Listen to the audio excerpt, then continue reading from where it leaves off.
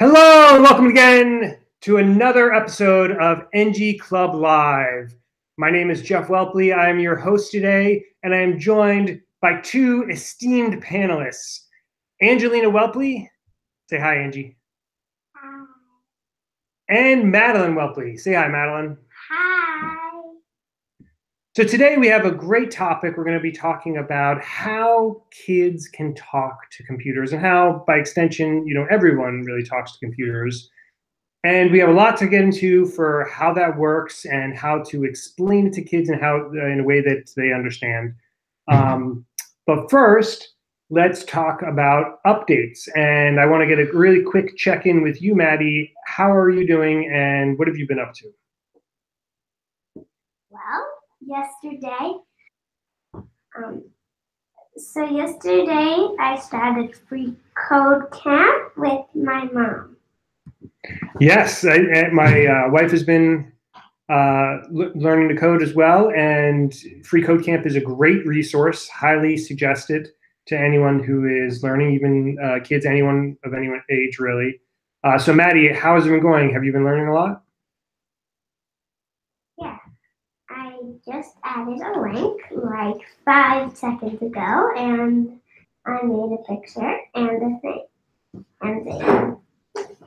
Yeah, I think that the best part, I think, about the way Free Code Camp sets it up is that they break down things into very small pieces. And so it's focused on web development for the most part, I think, at least for the track that Mady is going through right now.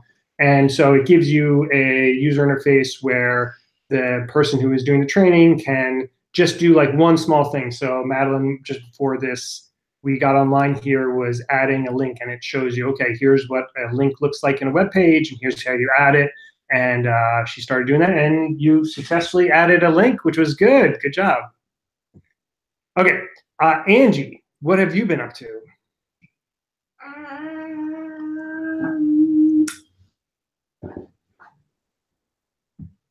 Having fun?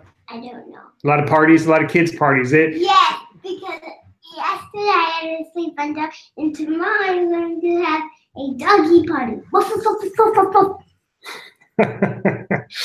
Yeah, this is the for especially the kindergartners, but the young elementary school kids. I'm not a kindergartner, Dad. I know, now you're a first grader. I know.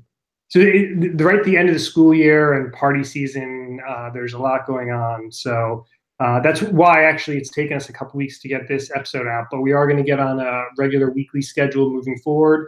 We're all really excited about it. And that actually is a good transition to our other updates, talking about the club. So Mady, I did meet with your teacher, Ms. Norman. Everybody knows, Daddy. Well, I know, but when we're on a podcast, you have to explain things again to everyone. So, so I met with Mady's teacher, Miss Norman, to talk about NG Club at the school for next year, and that went really well. So Madeline's second grade teacher is going to actually join me in helping to teach the kids in the fall, which would be great. It'll be open for third graders, third, fourth, and fifth graders. And I think we'll get at the Roosevelt and 10 to 12 people, and it will be for 7 weeks. The biggest thing is that I have to come up with the actual specific curriculum of everything that we're doing each week. So I'm working on that right now. And then in mid-July, we're going to have a practice session, right, Mady? Mm-hmm. So we're gonna take a video. We're doing a video of it just so we can show the people what the fourth class is going to be like. That's right, Angie. Well, we'll see. We have to ask for permission of everybody who is coming, but we'll do some sort of thing that if nothing else, we might just, the three of us, talk about it afterwards. But we'll see if we can record it as well. And that's pretty much it for the updates of the club itself. We are going to continue to do this podcast every week moving forward. I actually had one funny experience. I think I told you about, Madeline, that I was at soccer pickup league that I play in, and one person I know who goes to Harvard actually started screaming at me when I was leaving in a good way, saying like, Jeff, I watched your first couple of Angie Club podcasts and with my kids, and I love it. So it's always good to hear that, and hopefully there'll be more people that watch it moving forward. All right, so time to get into the main topic for today, which is kids talking to computers. And I have a question, Mady, to start off for you, is how do you talk with your sister? How do you communicate? I communicate using the English language.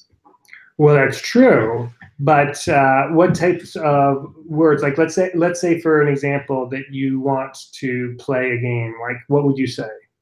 Well, if I wanted to play Duck, Duck, Goose, I'd say Duck, Duck, Goose. Well, that's interesting that you say that. Okay, so Duck, Duck, Goose. Angie, do you know what that means? It means to play Duck, Duck, Goose. And to sit around in a circle to play. But it's interesting that Mady just has to say the words duck, duck, goose, and you immediately know what she's talking about. Do you think that if an alien came down who doesn't know English, heard those words, they would understand what you're talking about? No. So it is English, but it's not just English. It's a term that was created to talk about a game, and you guys have played that game and you understand what it means, and so you guys have in your mind, you translate that into something else. Is that right? Translating is one person that means if let's say I speak a different language than Angie and someone spoke the same language. Two languages, a bunch of other languages. I would say something in my language, and the person would say it in Angie's language back to Angie. Well, the main point that you're trying to get to, which is the thing that we're trying to get at here, is that in order to communicate, people on both sides have to understand what you're talking about. Right. So you could each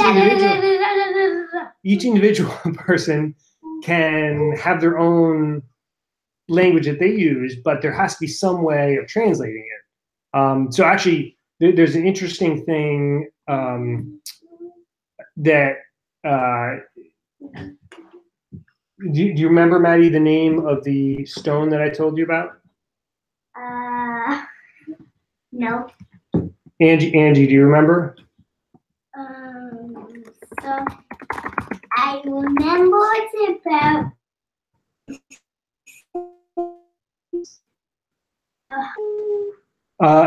Not quite. So there's a famous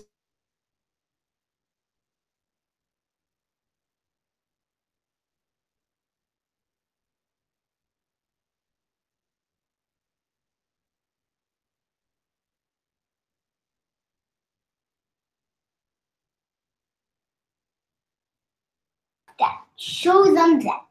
Sorry. Show them that. All right, we're back on.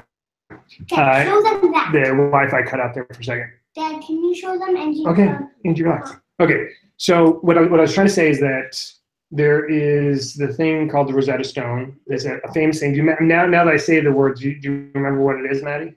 Yeah, it means something different type. Stop touching your test. Stop touching something that like can translate.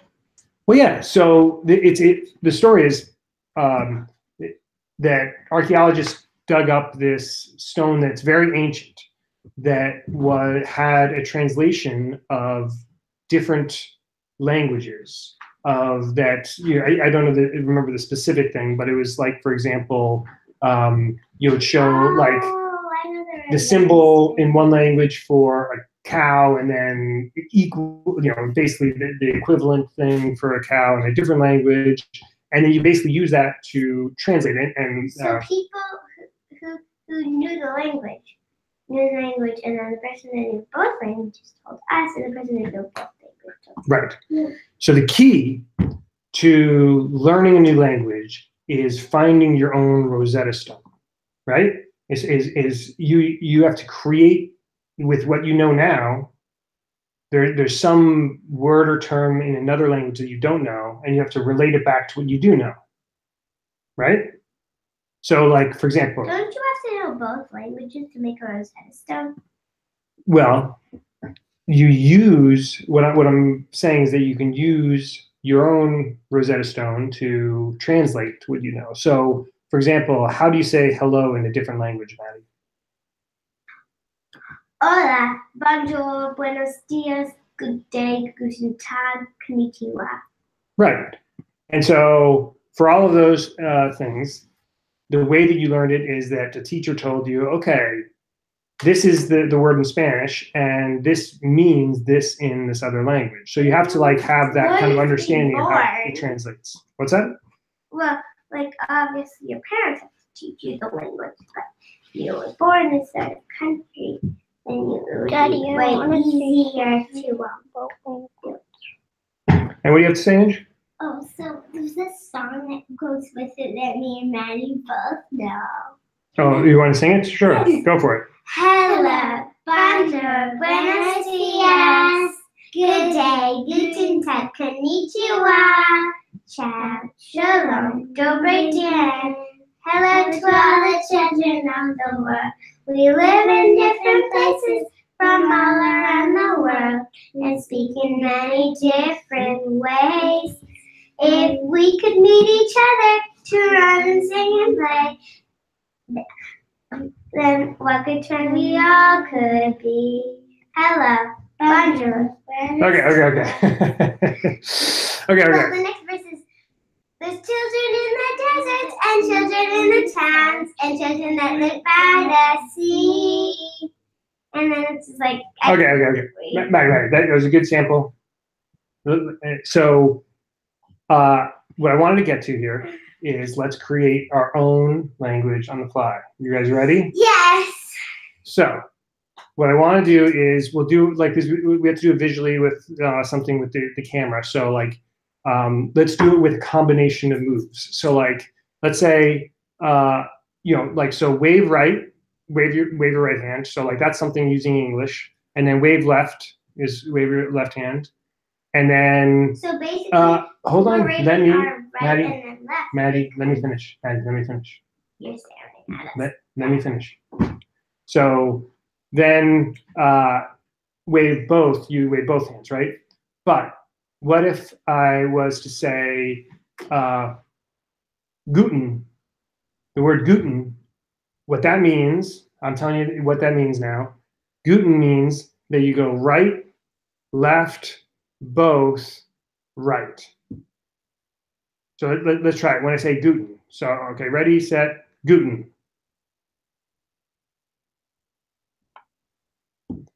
Okay, and now I'm going to say fluge, and fluge is going to mean that you knock your head like this, and then you do like eye spectacles. So fluge. So now I'm going to do a combination. So I'll do fluge guten.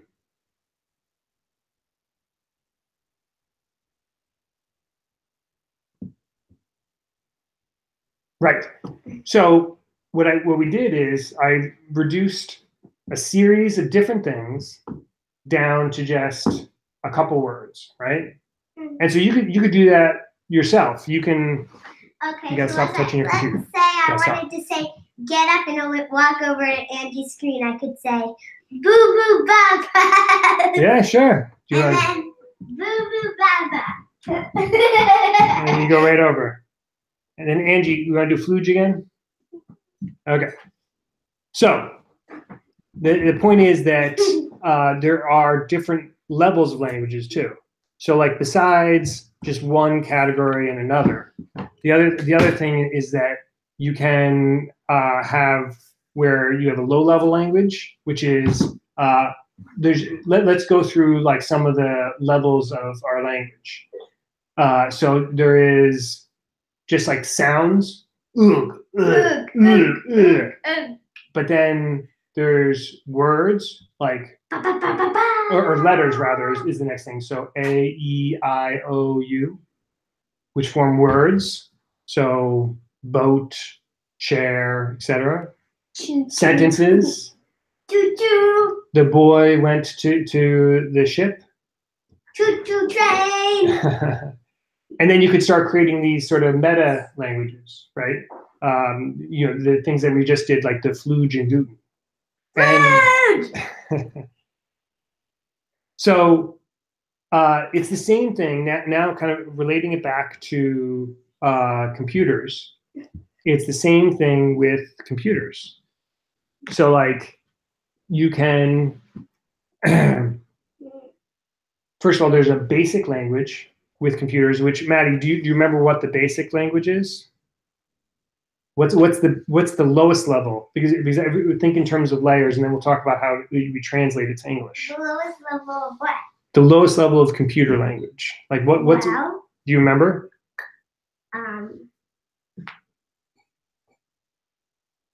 Ones and zeros. Right. Ones and zeros. So and this is not for all computers. I'll mention that in a second for where there are some exceptions. But there is ones and zeros, which is the how computers at the very lowest level talk and communicate. That's actually baked into their hardware, even, which is we'll maybe have a separate show that we get into that. And then and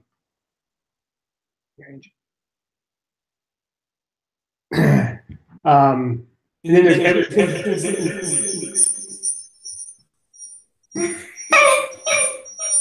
oh, sorry. Okay, sorry. I was fixing Angie's computer there for a second. Okay, so ones and zeros to start off with, and then there's different layers. So we won't get into all of them, but there's. At Andy Kid, I made binary bracelets where we put right. Code. Yeah, and actually, let's talk about that for a second, Maddie, because tell us a little bit about how you made. You also wrote your name in binary. Yeah. Right. So binary means ones and zeros. Yeah. So how did you write your name in binary? So they had this sheet up on the board and on the smart board, and it had all the binary numbers and the binary letters. So it's just like 10001 equals A, let's say, and then there'd be 10001 would equal like B or something. That's right. So basically, Maddie, that what they gave you was the Rosetta Stone for binary to English letters. So they said like A equals 01, or I forgot what it is, but like there's some sequence of ones and zeros which equals letters, right? Yeah. And then you wrote each letter out. You looked it up and like, oh, okay, M is 101. It was on the board.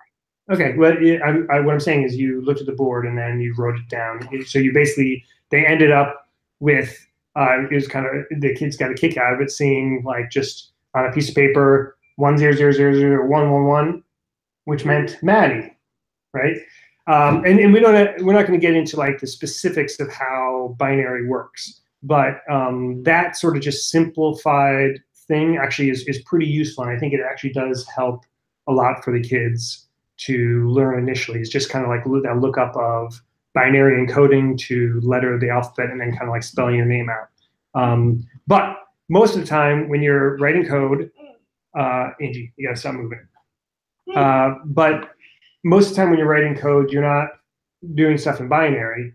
What are some of the other languages that you guys have used? Angie, do you remember any of the other computer languages? Robot turtles, but Matt, do you remember any of the names of the other languages? Yes. Yes. Anything you write on HTML will show up on, let's say you want to write an essay. You just use HTML and you write your essay on HTML. Yes. And if you want to make things bold, you've got to make the bolds. Yep. So there's a lot of different technologies involved in different languages, but underneath the scenes, those all do get translated down to ones and zeros. It's just important to know that. And there's actually even a bunch of interim layers between, something like HTML and JavaScript and CSS. There's actually a bunch of interim layers like C, C++, and things that hopefully you guys will never have to worry about. Yes. Plus. So you can actually do things at an even higher level than that, though, Mady, because you have used other stuff. Do you guys remember Scratch and that type of thing? I made a Scratch game. So did you know, Mady, that Scratch is HTML, CSS, and JavaScript? Yeah. But it's just everything is HTML, CSS. Everything. So when you look on your computer, any type of electronics, everything is CSS, JavaScript, and HTML. Well, anything in the browser. No, anything. That's not necessarily one of the things that only play music because there isn't a screen. So and I'm talking about the Scratch version actually in the browser. I think there's other versions as well, but the version in the browser, I'm saying, is a higher level language even above HTML, CSS, and JavaScript, because it's drag and drop. That there's like a visual editor where you can create a loop that underneath the scenes it creates that stuff, but the kids can work at that higher level. So typically, when you are getting kids into coding, you can start at like a really, really high level where it almost isn't even code. It's just constructs, and that's where like kind of the Scratches of the world are, of just kind of a UI based thing of kids like drag like little icons around the screen, and then it makes things happen. But then you can start drilling into it more, and like how you can specifically change some of the styles and change some of the code itself. So one interesting thing, Mady, I think I've shown you before, right? Is when you look at if you guys use the Chrome web browser, and this is just purely as a learning thing, but you can start to teach yourself and see at least what things look like. Is if you in Chrome, if you right click and you choose inspect, basically it brings up software developer tools that you can look at the actual HTML, CSS, and JavaScript in whatever web page you visit. You can change it. Yes, that's what I was going to get to, Mady. You're right. So that's the kids love this, because you can go to like any web page, like go to your kid's favorite web page or anything that they know of. I go to Scratch. You could change, let's say you wanted to choose a little scratchy guy. You wouldn't have, how. So if you use Scratch Junior, there's this thing that helps you change the guy, but you don't really have to change the guy. You just have to make the code. Yeah. Definitely. Yeah. So I think I've noticed that kids really get a kick out of being able to do that, to modify, like make some small changes to the existing CSS on a page and change the color of like the whole screen or whatever really easily. In fact, what we can do, let me just, why don't I share out my screen, Mady, and I'll show everybody. Okay. You don't have to do anything, Mady. I'm going to do it. So here, let's see. I'm going to do, let me make sure I do this right. How do you do that, Dad? Well, I'm going to do it. Relax.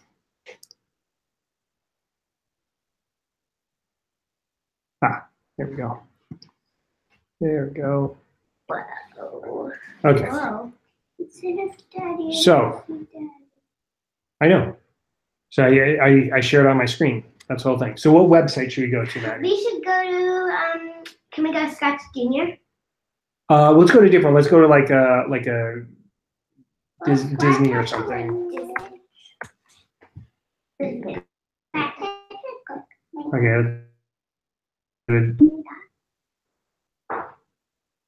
Ooh, we can change Okay. the color. So actually, let me get into like one of the specific. Let me get out of this. Yes. This is funny. I want to find a page that has like some interesting stuff to change. These are mostly videos. I know. I want to get out of the video one. Oh, actually, the shop one might be good. Ooh, cute. Okay. Yeah. So this is a good idea. Okay. Ooh. So I'm gonna actually, I don't know if you can see this. It doesn't look like you can see it, but I'm right clicking on the page, and then I'm gonna click inspect. It's fine. And Let's do the you know Lion what? King I'm gonna have to share my style. whole screen. Okay, hold on a second. Lion King has a cool pattern. Hold on, Maddie. Let me share my whole screen. Yeah, that one. Hold on.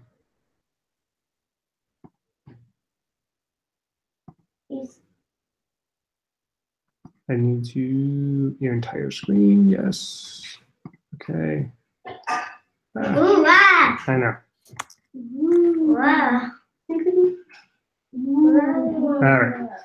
So now you can see. Yeah. So I right click and do inspect. Okay. So it brings up this thing. Okay. So this looks scary. Believe me, I know it looks scary. But if you play around and get the hang of it, it actually isn't that bad and is kind of interesting. So the first thing is that you can right click anywhere and do inspect, and basically it will highlight that area in the dev tools. So like if I'm going to do inspect, I just clicked on this area, and then as you're if you mouse over, it'll highlight whatever thing there is there. So like so if I'm highlighting, it's showing on the page what it translates to, and then I can start modifying some of how it looks. So over here are the styles, and I'm just going through this quick. I'm not trying to like teach this at a deep level, but just to show you kind of like an example. So let's do the background of blue. Oh, and then change blue. That's what I'm saying. So or green. So that's what I'm saying. Is that this is the HTML, and then this is the CSS. And Angie, what color should I change it to? Pink? Yeah. So pink. Oops. Can you change it to rainbow? Oh, there's pink. Can you change it to rainbow? I'm gonna see if you can change it to rainbow. There isn't a rainbow color. It's just solid colors, Maddie. Oh. Sorry. Is there turquoise? We just did that at the exact. Turquoise. Let's see. Turquoise. Oh yeah, there is a turquoise. There we go. Ooh, I think that was what we had for that. So you can change the colors. You can change. Can you change the colors of like the Lion King hat? The stuff that's in an image, so it's a little bit harder to change. Can we scroll down and change? Like, I could change. Let's say I want to change this button. Okay. So I can right click on the button. See what I'm wearing? Hold on a second, Ange. So it's highlighting that button, and so right now it's this color, whatever this color is, and I'll change it to green. Ooh, no. Change it to turquoise. No, change it to turquoise. I want to see it will blend in. Yeah. Ooh, that one doesn't look like a button. I know. It looks like So you really, link. it doesn't change it permanently. It just changes what you are seeing. And I also can change the JavaScript even. To make it like not scroll back, to make it like 6 seconds before it scrolls back. No, make it like 1 second. She's like, done. Can you make I could do window.alert. Hello, Maddie. Oh yeah. Yeah, it basically makes it. You can change the text. Oh, there it goes. Hello, Maddie. See? Wait, where? Disney says hello, Maddie. Wait, where do hello, Angie? Wait, no. Can you change the text to scream? Change the text to the screaming. No, she's gonna do it to it. Hello. Oh, hello, Angie. Wait, where? Right there. Hello, Angie. Okay. Wait, no, can you change the text? Which text? The text. Oh, sure. Change it. Sure. So. Change it to I love Mady. She's the best because I love Angie. She's the best. Yeah. So we can do that. So you're looking at the text here. So let's just click right in and say, Mady and Angie are the best. Violet and they Tom will go to Disney sometime and buy this. What? Okay. I can see it. I saw. You see? I didn't see the text. See, Mady? Wait, no. Change this big one to say Mady and Angie are buying the hat. Okay. So let's see. Mady and Angie buy. Mady and Angie are buying the hat. See? So the point is that you can. That's one way to. Wait, Dad, I know. Wait, what? Angie buy hat. For the title? Yeah. Oh, okay. That's the last thing now. And then we got Angie buy hat. All right. Buy hat. Angie buy hat. Okay. So now, just seeing me do this, don't you guys want to mess around with this a little bit? And so the point is that this, in addition to doing higher level languages like Scratch. How do you do that? How do you do it? Well, I just showed you. Like, and that's the whole thing. Is you just have to. How do you make your screen full? You just right click and do inspect. No, like to make it full, we do. I'm at NG, but NG isn't. Oh, okay. Oh, how do you make your screen do that? Do this? I'm at me. Oh, so it pops up when you do inspect, then this pops up. Well, like no, make your screen like have this on it. This Have what? Sorry. Go on it. Oh. You're gonna have to explain it a different way, Mady. How do you make your screen? See your see yours. It's not your face anymore. It's that. Oh, you're just talking about how you share it out. Yeah. No. So we'll do that later, Mady. But basically, you're just talking about live. Live. That's it for the recording. You press that. Okay. So I'm going to stop sharing for a second. This is going to create a weird effect. All right. Okay, now I'm back. All right. So we had our crazies. That's so a Mady, crazy adventure. I got to grab my power cord really quick, Mady. So why don't you tell us what's in store for the week ahead? Well, for the week ahead, we've got Angie's party. Wait, what party? Oh, you went for Tessa's. Yes, Tessa's party. We've got, what else do we have? Well, I'm just talking about our schedule. I just mean for coding stuff. What do you do? For coding stuff, I was thinking maybe I could do some more. And I wanted to learn some more CSS because I don't know any CSS and I know more HTML and JavaScript and CSS. Well, I think that the coding camp will definitely help with that, Mady, and we'll also hacking around on Google, the developer tools thing, like I was just showing you. So we can look a little bit more at that as well. And you have to help me come up with the curriculum. So we'll keep working on that. Wait, what if we change like a channel to say curriculum for code? And then we could write all our notes down there instead. Yes, we definitely have to. We'll do that online as well. And then Angie, as far as the club goes, you had some ideas for some of the logistics for name tags and what else were you thinking about, Angie? Tags, and then on the back we could write a goal for what we were going to do over the summer for goal coding, and then we could do name, and it would be a cute name. My name is, for example, my name is Jeff. And Well, but your name isn't Jeff. My name is Mady and I'm a coder. That's my class. No, I'm from my. It would probably say, my name is Angelina,